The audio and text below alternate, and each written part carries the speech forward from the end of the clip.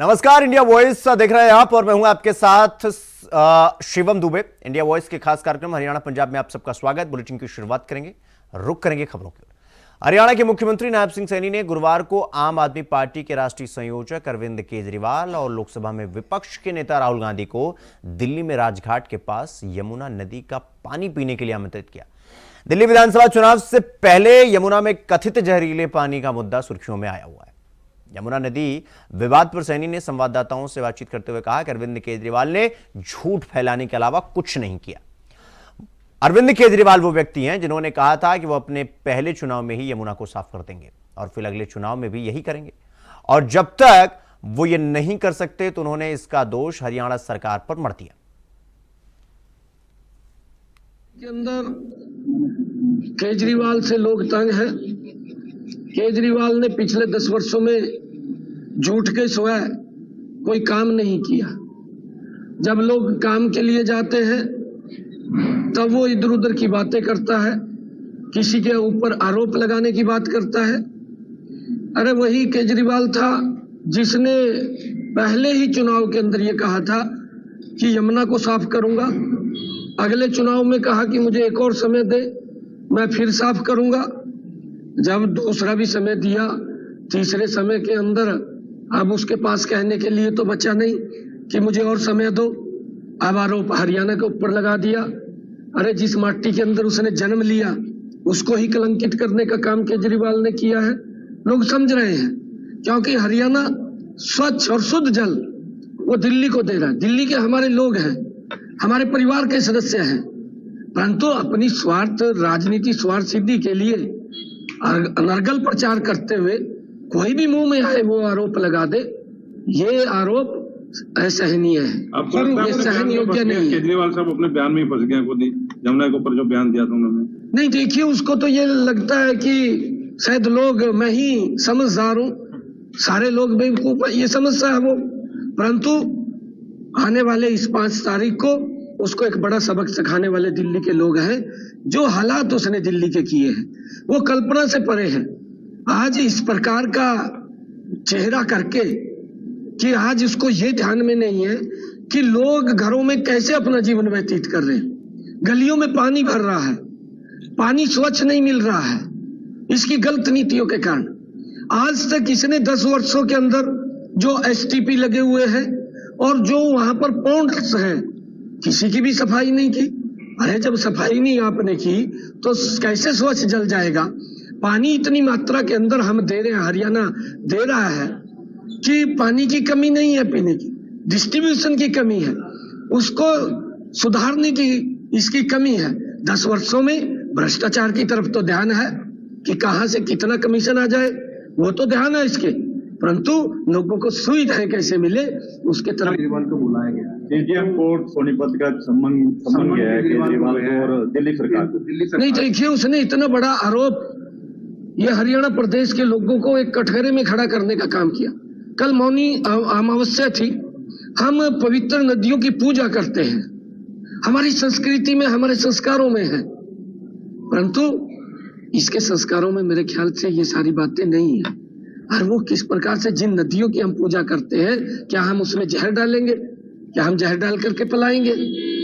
ये उसी का मेरे ख्याल से किसी ने आहत होकर के उसके खिलाफ इस प्रकार का। आपने यमुना का पानी भी पिया सर, लेकिन उन्होंने एक वीडियो जारी किया कि ये पानी वापस सीएम साहब ने खुला कर दिया। वो वीडियो पे क्या कहना चाहेंगे? एडिट है वो क्या जो वायरल किया जा रहा? नहीं, उसके अंदर दोनों दिखाए गए हैं, दोनों दिखाए गए हैं। केजरीवाल वाला भी दिखाया गया है, अपने वाला भी दिखाया गया है, और पूरी वीडियो भी है उसके अंदर, पूरी वीडियो भी है, वो भी दिखानी चाहिए।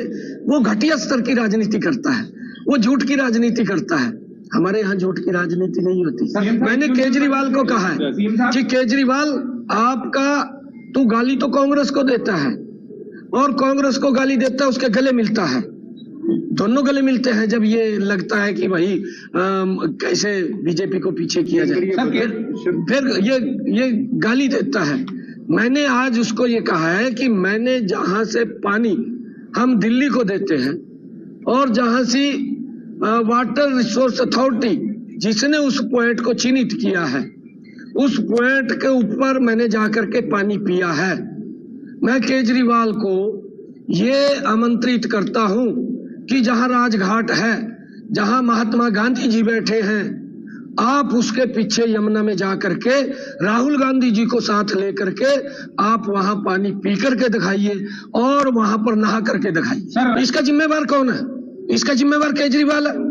10 वर्षों तक वो प्रदेश का मुख्यमंत्री है, और अगर वो 4 बोतलें लेकर के आ रहा है, ये बोतलें इसकी ना लेके आ, वो दारू की बोतलें लेके आ, उसके ऊपर केजरीवाल की फोटो लगानी चाहिए उसने। वो पिलाए लोगों को, वो पिलाए जो उसने गली गली में ठेके खोले।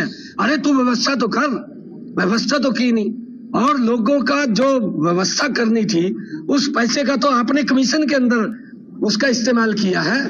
आप किस प्रकार से लोगों का घरों का नहीं देखा, लोगों के रास्तों का नहीं देखा, लोगों के सीवरेज का नहीं देखा, लोगों की रसोई में पानी कैसा जा रहा है वो नहीं देखा, अपना शीश महल खड़ा कर लिया। लोग कैसे जीवन जी रहे हैं उसके बारे में केजरीवाल को ध्यान नहीं है।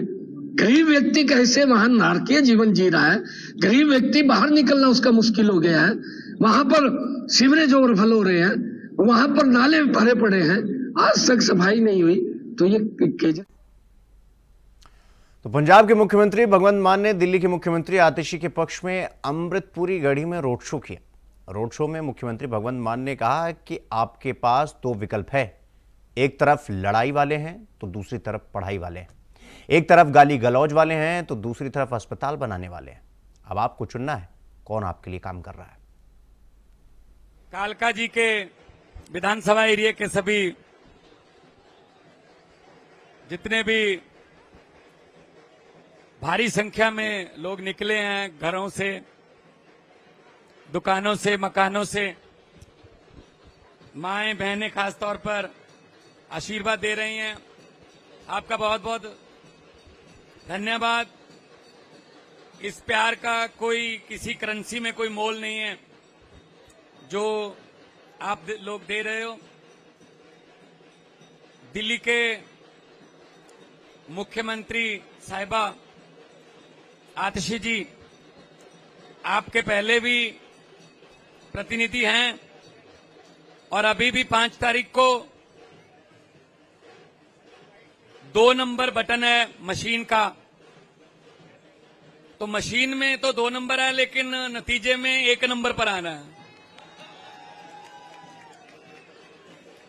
तो जिस तरीके से आप लोग आपका जोश देख रहा हूं, तो मुझे लगता है कि 5 तारीख को तो सिर्फ एक फॉर्मेलिटी है, आपने तो फैसला कर लिया है। देखो, मुख्य तौर पर 2 ऑप्शन है आपके पास। एक तरफ लड़ाई वाले हैं और एक तरफ पढ़ाई वाले हैं। एक तरफ गाली गलौच वाले हैं, एक तरफ अस्पताल वाले हैं। एक तरफ छीनने वाले हैं, एक तरफ कुछ ना कुछ आपको देने वाले हैं। तो आप पहले भी बहुत सा प्यार दे चुके हो कालका जी वाले। अभी भी इसी, मुझे याद है, इसी गली से निकले थे जब पिछली बार भी, तो भी लग रहा था यही जुनून, तो आज भी लग रहा है यही जुनून जितना भी आए हैं आप लोग। और 2 नंबर का बटन है। अरविंद केजरीवाल जी का एक संदेशा लेके आया हूं कि हम जो कहते हैं वो करते हैं, चाहे वो पंजाब हो चाहे दिल्ली हो। फोन करके पूछ लेना, पंजाब में रिश्तेदारियां होंगी, दोस्त मित्र होंगे।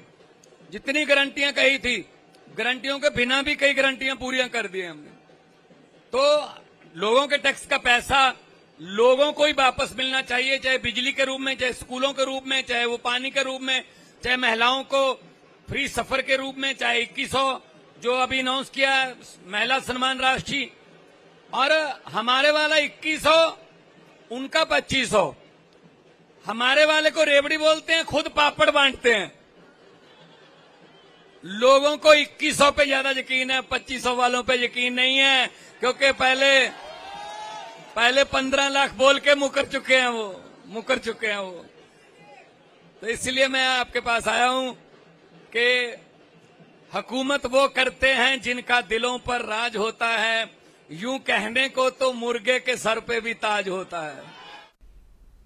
तो यहां पर रुकेंगे एक छोटे से ब्रेक के लिए। खबरों का सिलसिला जारी है, फौरन लौट रहा है।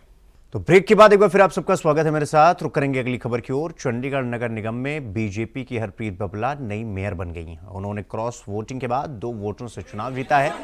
भाजपा उम्मीदवार को 19 वोट मिले हैं।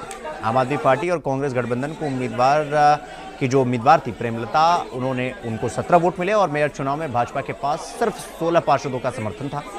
आम आदमी पार्टी के 13 और कांग्रेस के 6 यानी कुल 19 और सांसद मनीष तिवारी समेत कुल 20 वोट थे यानी कि 20 और आम आदमी पार्टी प्लस कांग्रेस गठबंधन के पास पूर्ण बहुमत था।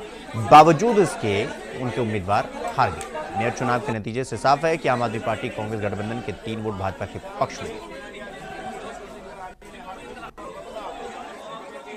ये भारतीय जनता पार्टी का मेयर बना है। ये हार है देश विरोधी ताकतों की और जीत है देशभक्तों की।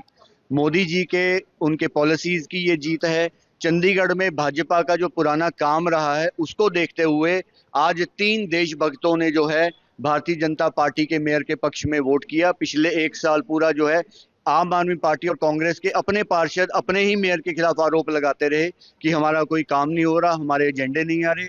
फाइनेंशियल क्राइसिस में कॉरपोरेशन को ले दिया गया है इनके द्वारा, आम आदमी पार्टी और कांग्रेस के अलायंस के द्वारा। तो जो है इस साल उन्होंने सोचा है कि अच्छा मेयर हमारा भारतीय जनता पार्टी का आएगा, शहर के काम होंगे, कॉरपोरेशन जो है आगे बढ़ेगी। इसलिए 3 देशभक्तों ने भारतीय जनता पार्टी के पक्ष में वोट किया। ये देशभक्त वो हैं जी जो हम तो कहेंगे सबसे अच्छे जो हैं, जिनकी अंतरात्मा जागी, जिनका जमीर जागा। बाकी अभी भी काफियों का सो रहा है, वो भी जागेगा बहुत जल्द। तो ये है वो लोग हैं जिनका अंतरात्मा ने उनको जगाया और बोला जो है हमें देश के लिए काम करना है, शहर की बेहतरी के लिए काम करना है। उन्होंने भारतीय जनता पार्टी के लिए वोट किया। बिल्कुल यही रहेंगे जी। पूरा अभी चुनाव चल रहा है, अभी कुछ ही देर में परिणाम आ जाएंगे तो सीनियर डेप्यूटी मेयर और डेप्यूटी मेयर में भी भारतीय जनता पार्टी विजय हासिल करेगी। तो अगली खबर अंबाला से है, जहां पिछले कई दिनों से लगातार तेज धूप निकलने के कारण तापमान बढ़ रहा था, जिससे किसानों की चिंता बढ़ गई थी। लेकिन आज एक बार फिर से मौसम बदला और रात को मौसम साफ होने के चलते सुबह अचानक घना कोहरा देखने को मिला और किसानों के चेहरे पर मुस्कान आई। कोहरा पड़ने से रात में ठंड बढ़ी और फसलों को भी इससे फायदा मिलेगा। किसानों का यह कहना है कि अभी कुछ दिन और मौसम में ठंडक रहनी चाहिए, जिससे गेहूं की फसल को फायदा होगा।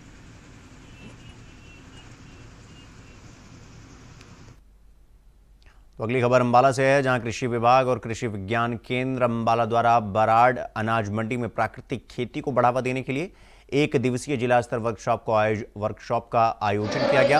इस कार्यक्रम में agriculture deputy director Jaswinder Singh Saini, Krishi Vigyan केंद्र डायरेक्टर उपासना सिंह और तमाम अधिकारी मौजूद रहे और इस कार्यक्रम में भारी संख्या में किसान पहुंचे। इस मौके पर किसानों को जागरूक किया गया कि प्राकृतिक खेती करने के क्या क्या फायदे हैं।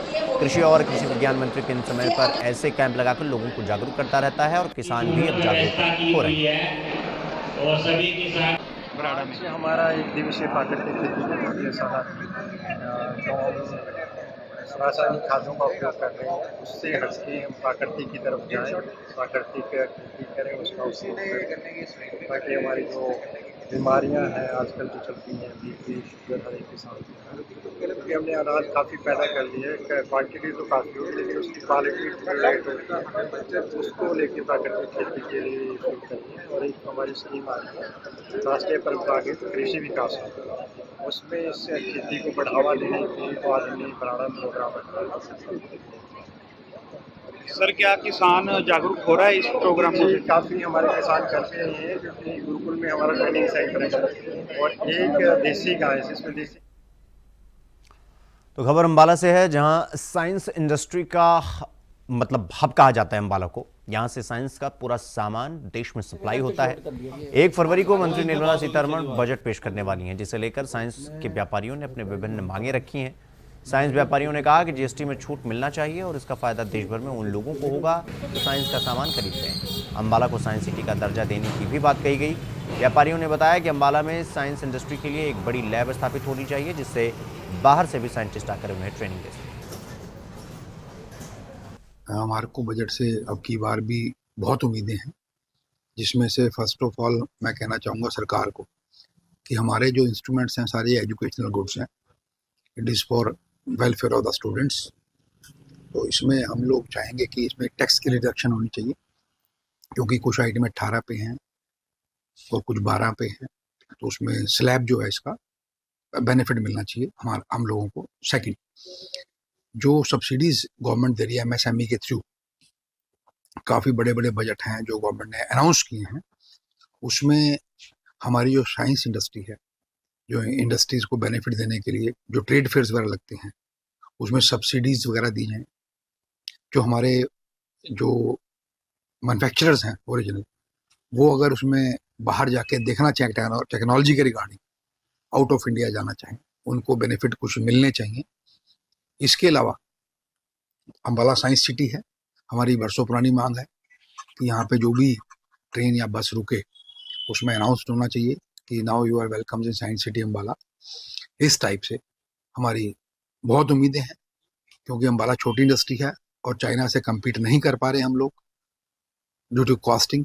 उसमें गवर्नमेंट की हमें हेल्प की बहुत उम्मीद है। जैसे कि आप सभी को पता है, 1 तारीख को हमारे वित्त मंत्रालय और वित्त मंत्री सीतारमन जी अपना बजट पेश करने जा रही हैं। चलो पहले तो देश के लिए बहुत बहुत बधाई कि उस दिन एक नया बजट हमारे सामने प्रस्तुत होगा, और जैसा प्रस्तुत होगा हम एक्सपेक्टेशन कर रहे हैं कि हमारी जो साइंस इंडस्ट्री अम्बाला कैंट की है, जो कि एशिया की नंबर 1 साइंस इंडस्ट्री है, हम ये चाहते हैं कि एशिया की ना बन करके ये हिंदुस्तान का और सारे वर्ल्ड के नंबर 1 साइंस इंडस्ट्री बने।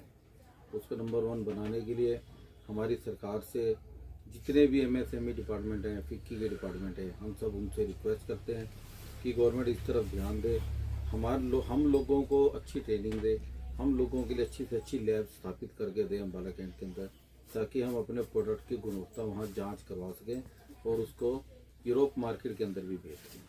और जहाँ तक टैक्सेशन की बात है, हम हर साल एक्सपेक्ट करते हैं कि गवर्नमेंट इसके अंदर हमारे को बहुत रिलीफ देगी। रिलीफ के हिसाब से चाहे जीएसटी में उसको टैक्स। तो अगली खबर अंबाला से है, जहां हरियाणा के कैबिनेट मंत्री ने बड़ा बयान देते हुए कहा कि वो ग्रेवेसी कमेटी में नहीं जाएंगे क्योंकि वहां उनके आदेशों की पालना नहीं है। इसने कहा कि अंबाला की जनता ने उन्हें 7 बार विधायक बनाया है, उनके कामों के लिए अगर आंदोलन भी करना पड़ा तो वो करेंगे, और अगर किसान नेता डल्लीवाल की तरह उन्हें आमरण अनशन पर जाना पड़ा तो वो भी करेंगे।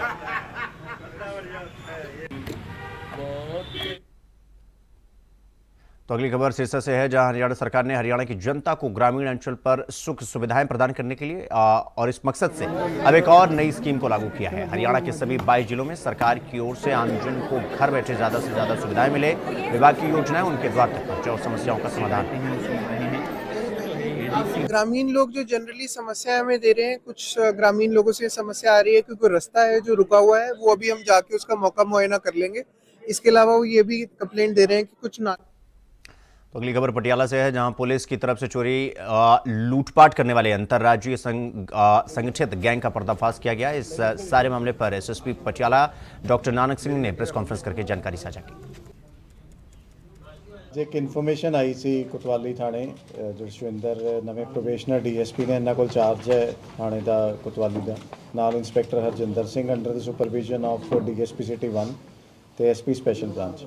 इन्होंने उस इन्फॉर्मेशन पर काम करते हुए 5 बंदियां ਨੂੰ अरेस्ट किया, जिहदे च एक लेडी है सुदेश, 2 मुंडे है साहिल नाम। तो खबर पटियाला से है, जहां एसएसपी नानक सिंह ने मीडिया से बातचीत करते हुए कहा कि अंतर्राज्यीय लुटेरा गिरोह के सदस्य जिनके खिलाफ हरियाणा में लूटपाट की घटनाओं के कई मामले दर्ज हैं, ये लोग इन मामलों में भगोड़े थे जो पंजाब राज्य से भागे हुए थे और अपने साथी गिरोह के साथ सदस्यों के साथ मिलकर कई घटनाओं को अंजाम दे चुके हैं। अब ये लोग किसी बड़ी डकैती को अंजाम देने की योजना बना रहे थे, उसके पहले इनकी गिरफ्तारी कर ली गई। एक इन्फॉर्मेशन आई सी कोतवाली थाने जसविंदर नवे प्रोबेशनर डीएसपी ने इन्होंने को चार्ज है थाने का कोतवाली का, नाल inspector Harjinder Singh under the supervision of DSP city 1 ਤੇ एसपी स्पैशल ब्रांच। इन्होंने उस इन्फॉर्मेशन पर काम करते हुए 5 बंदियां ਨੂੰ अरेस्ट किया, जिहदे च एक लेडी है सुदेश, 2 मुंडे है साहिल नाम दे, दोनों का नाम साहिल है, एक का नाम वरुण कुमार है ते तीजे चौथे। तो हरियाणा पंजाब में आज के लिए बस इतना ही। देश और दुनिया की तमाम खबरों को देखने के लिए देखते रहिए इंडिया वॉइस। नमस्कार।